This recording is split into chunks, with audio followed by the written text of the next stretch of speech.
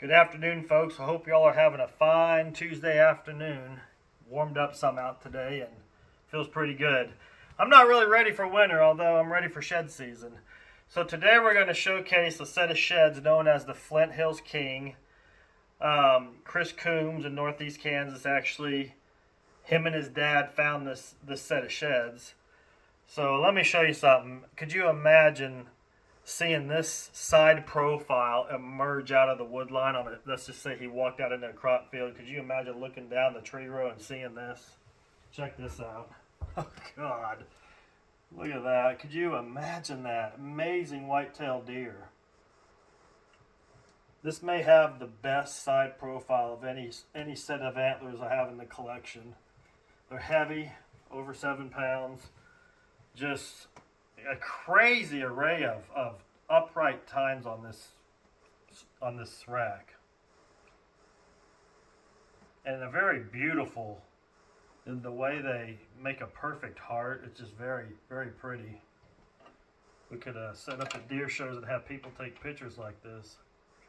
But no, let me run you off some measurements here. The tallest tine on this rack is 15 and 2/8. The main beams are short. For a 255-inch gross set, the main beams are short. 23 and 2/8, 23 and 5/8. It's just crazy. He's very squatty from the burr to the G2. He's only like 5-6 inches, and it's pretty straight as it comes off the head. But if you saw this deer in the wild in a side profile, you would absolutely say this deer had 30 plus beams, because it hangs way out in front of his face. For example, from the tip of the G2 to the end of the beam here is 23 and 5/8. That's a huge number. If you have antlers, measure that. It's really something. So from what I remember of Chris telling me, I actually recently talked to Chris, and we didn't talk about this antler so much. It was more so this one, but this one here, if I remember right, now these are from the mid 1990's. If I remember right, he was either dove hunting or scouting for deer and found this one on top of a hill, and it laid probably 6 to 8 months. It's lost color. This side's a little better color than this side. Now his dad was deer hunting, shot a deer, was following the trail of blood. From my understanding, it was in the bottom of the wood lot. From the top to the bottom, they went down. And unbelievable, incredible, the deer he was tracking dropped blood right there, and that's it. They never touched it. They left it on there, and obviously I have as well. But that little dot right there, that's a speck of blood, he said. Something else. This set of sheds, when I bought them, my dad, he named it. He said, "Man, if I ain't ever seen a King of the Flint Hills, this is it." And I said, "Well, let's name it the Flint Hills King." So, quite an amazing deer. Typical frame on this one is 100 and 5/8. This one is 93 and 1/8. So just a huge typical frame. That's 193 no spread. Wasn't very wide here, probably 18, 17. Excuse me. But so if you go that's 200 and 193. That's like 210, 211 typical frame. Just a monster. But I'm 250 class deer. 119 and 117 on the antlers per side. But boy, they're pretty.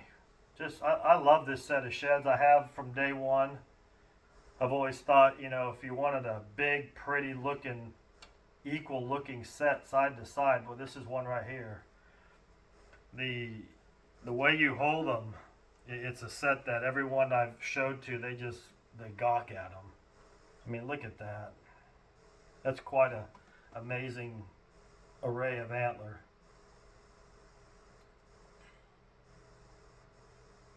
Just very pretty. The first time I seen these antlers, I was probably, I'm trying to think about this. So it says 96 on the paper. I'm not so sure it wasn't before that, but I held these when I was pretty young. Odie Sudbeck had brought them by the house to show me. and I couldn't believe it. I had no idea deer antler could get that big, and they're here now, so it's pretty cool to have such a great set, and I feel privileged. Thanks to the Coombs family for allowing it to happen. But yeah, 250 set with a 210 plus typical frame. It's a 7 typical on this side and it's 8 on this side. The beading on them is really beautiful beading. I kind of set this camera to where it's set, the focus is set on one distance, so I can't really zoom in much closer, it gets really blurry. But the beading on them is very tight and it's just pearled. And they're heavy, like I said, they're over 7 pounds. Anyway, I hope you're all having a great day. We'll leave it at that, and we'll catch you on the next go-around. Chris Coombs Sheds, one of the finest sets from the state of Kansas. Y'all have a good evening. Thanks.